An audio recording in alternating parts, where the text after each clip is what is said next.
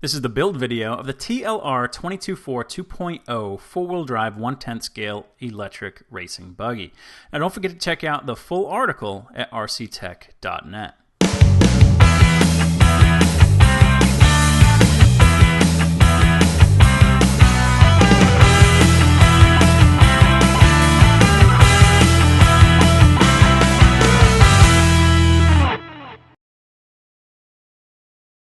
The kit does come with 4 wheels. Of course, they're the neon yellow. However,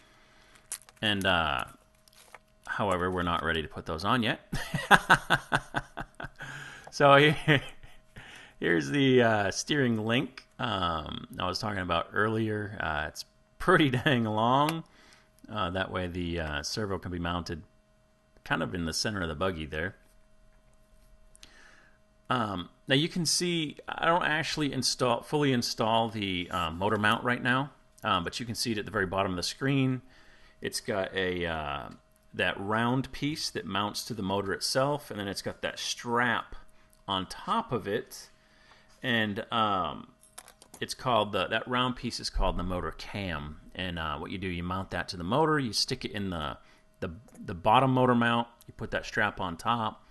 And you snug it, you don't tighten it yet, and then of course you rotate the motor and it adjusts the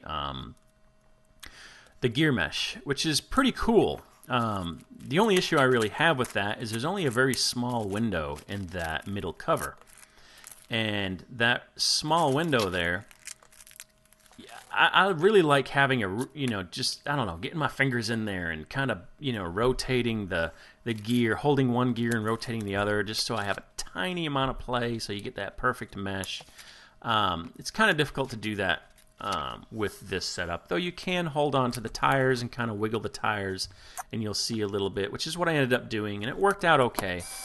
One thing I do really like about that system, the cam system for setting the motor, is, when you have the dual screw system where it rotates on one of the screws and you tighten the other, sometimes you tighten the screw and it'll actually change the gear mesh just from the torque of the screw. Now you can put a washer in there and that helps, but it still sometimes changes the gear mesh. And this, once you get it set and then you just kind of clamp down on that top strap, the gear mesh stays exactly where you have it, so you don't have to mess with it and tighten and loosen and then adjust, tighten, loosen, adjust. You set it where you want it and then you tighten it down and you're done. So I do really like that about it. It is a really nice system.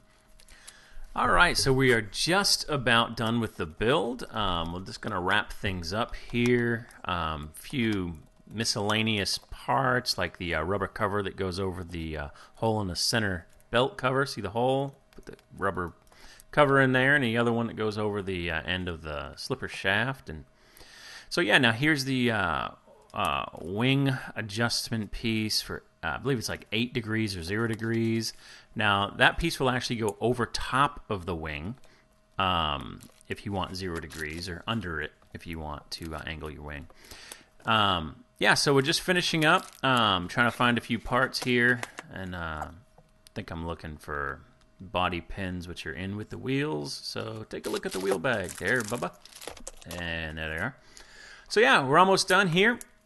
The build went great. I mean, it really, everything went very smoothly.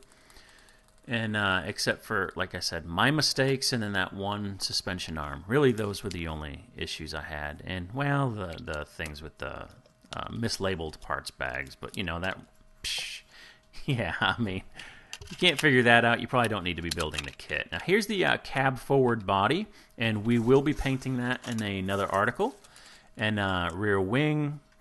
So, yeah, I mean, the body and the wing are also, they appear to be high quality polycarbonate. And so, yeah. Anyway, I'm just going to throw these wheels on. I guess I should talk about the front wheel nut real quick, just because that does, I mean, it's not an issue. It's just a little odd. Different, I should say. You don't really see this in many kits. The front axles, look how short they are. See how little they stick out beyond the wheel hex? Now, yeah, I know the rear camber is totally messed up. That's because I set the links to the specifications in the manual, but I moved the mounting positions because I'm using a different setup. But anyway, we'll set that later on. But yeah, these front, you can see the two wheel nuts sitting with the body clips right there on the table. And those front nuts are, I mean, they are really, really shallow. And I understand why they did this. They wanted the steering knuckle to be as far out as they possibly could on the wheel. And so really, I mean, the way the front wheels are designed for the offset, I mean, I get it. I get what they did. And there's really no other way. You can't use a regular sized axle, regular length axle, and a regular thickness wheel nut, because then you'll be hanging on all the pipes and everything. So, but anyway, here we are. We're done. And everything works smoothly. Yeah, there's the kit. Okay, so how about a summary of the build? The build went great. Now, I'm going to start off by just talking about a couple issues I had. There really weren't many. All kits have their issues. This one, to start off, some of the parts bags were labeled incorrectly. I believe there were like 4 parts bags that were labeled wrong. And not a big deal. The bags are clear. You can see the parts, you know. But if you're going to label the bags, why not do it right? So now, in the manual, there are just a couple areas that it was a little difficult to see what was going on. See, there's really not much literature in the manual. It's mostly pictures and symbols and stuff like that. And there are a couple times where you really have to look close at the picture. To see which way something is oriented, or to see, you know, mainly that's what it was. You know, you had to see that there's an L and an R on the jack shaft. Putting together the slipper assembly, I didn't mention it there because it wasn't a big deal. You just had to pay attention. There's one plastic washer on there that has a lip on one side, not the other. You just got to pay close attention. So, yeah. Other than that, the only other thing with the kit itself was the left front suspension arm going on. It stuck a little bit.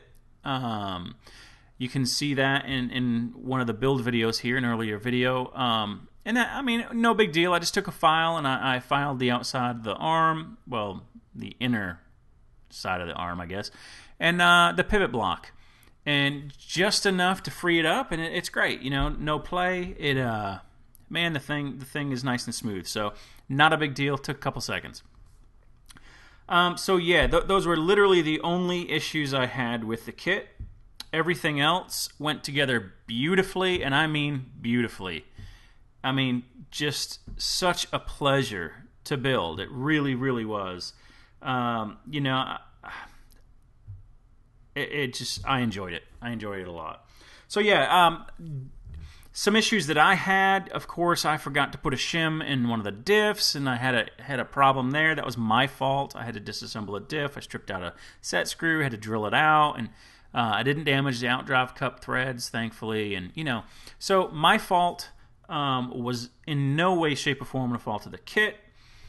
And yeah, I think that's pretty much, if I'm remembering correctly, the only issues I really had. Everything else was great. It was an excellent build. I highly recommend getting the kit, even just to build it. I mean, you know, I sometimes do that. I get kits. I build them. I run them once or twice, and then I put them on a shelf just because I enjoy building them.